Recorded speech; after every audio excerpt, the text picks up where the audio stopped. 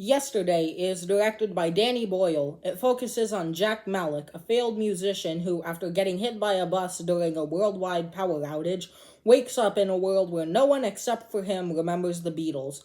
In order to save his musical career, he decides to plagiarize all of the Beatles' songs. As he becomes more famous, he becomes alienated from Ellie, the love of his life, and learns the pressures that come with a life of fame. When I first saw the trailer for yesterday, I was beyond excited. I was over the moon.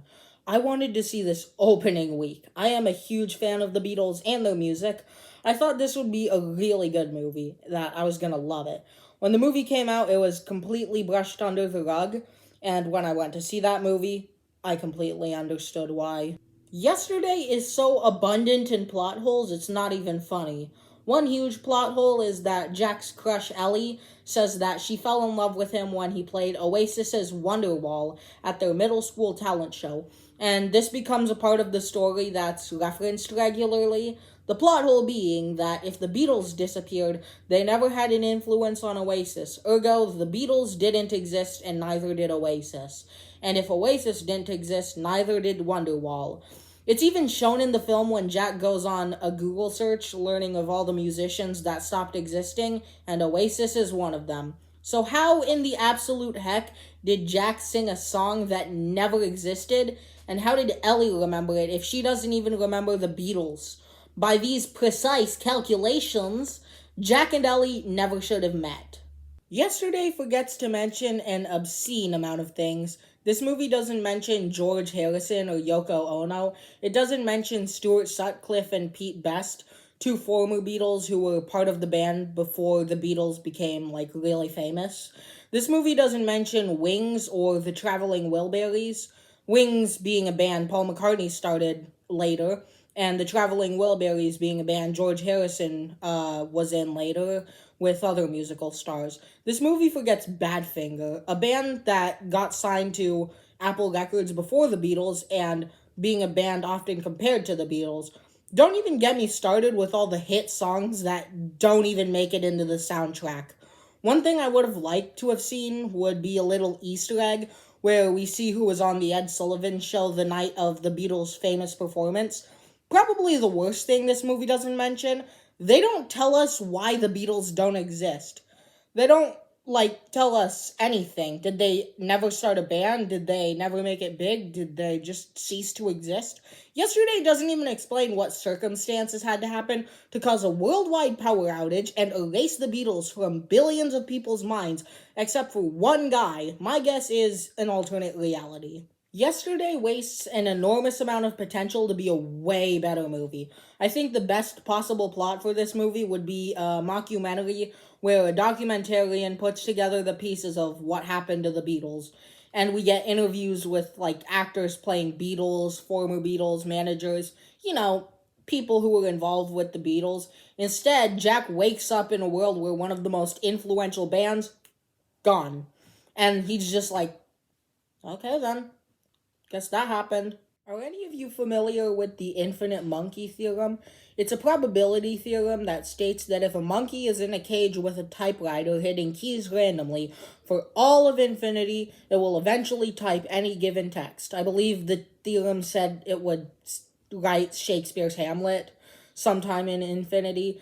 Let's say we have the infinite Beatles theorem. If a musician in a world without the Beatles writes songs for all of infinity, one musician will eventually write a song by the Beatles.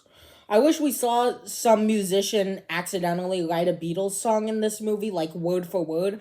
I think that would have been kind of funny. Also, one quick thing. If you're gonna call a movie Yesterday, why not sing Yesterday more than once? What I like in movies is when we see some sort of tangible thing to metaphorically show character development, like the car in Ferris Bueller's Day Off showing Cameron's independence, or Luke's lightsaber color in Star Wars showing his growth as a Jedi Master.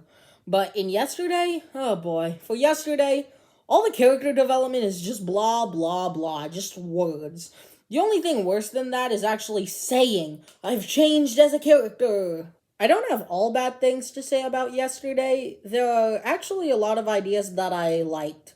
I like how Jack tries to pitch the White Album, and the execs he's pitching it to think that it sounds racist. I like how Jack visits Strawberry Fields and Eleanor Rigby's grave and sees it as a complete dump.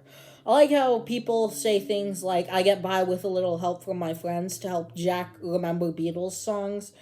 And I like how the Beatles aren't the only thing that are getting erased from everyone's minds. We also see stuff like Coca-Cola and cigarettes are gone as well. The way Jack finds out about the Beatles' disappearance is also really well done. I expected something lazy, like him Googling the Beatles and not getting any results, like in the trailer for this movie, but instead he figures out by asking Ellie as a joke, will you still need me? Will you still feed me when I'm 64? Which is one of the Beatles' more underrated songs. And Ellie just asks, why 64? So I thought that was a really smart way to hint at the Beatles' disappearance. Ed Sheeran is in this movie, and I found him to be hilarious and really annoying.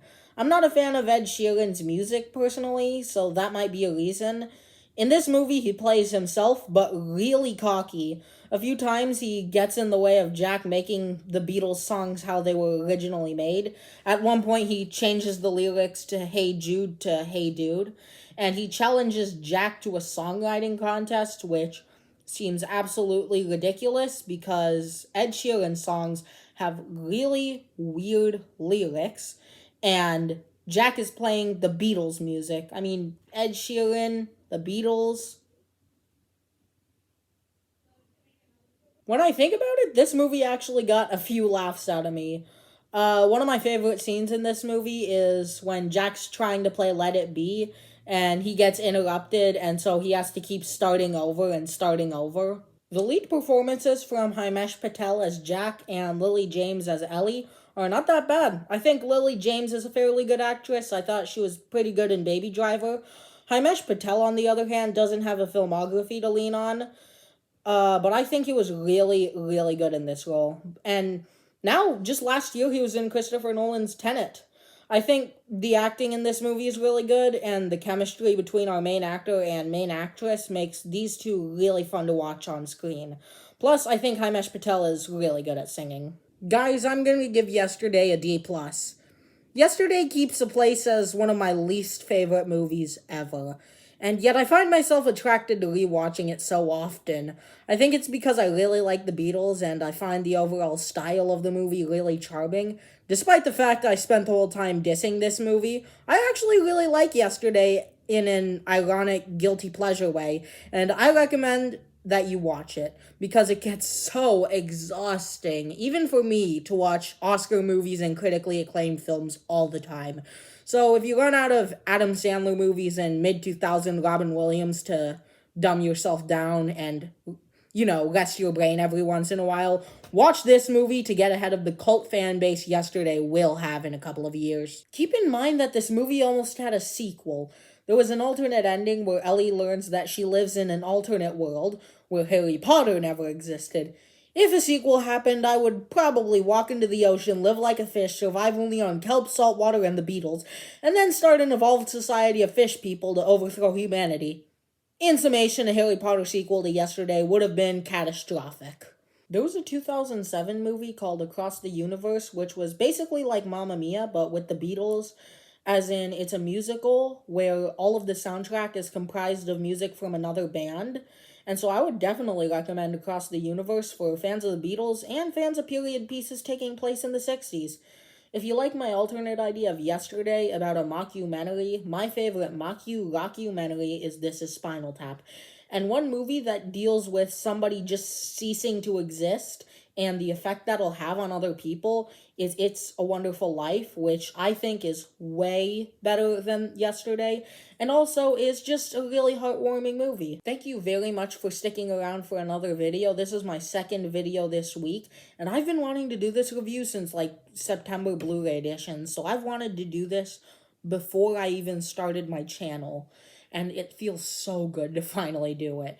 And while you're here, try and comment down below, who is your favorite Beatle? I mean, mine is George Harrison, just because I like the music he wrote for the Beatles, as well as the music he performed after the Beatles.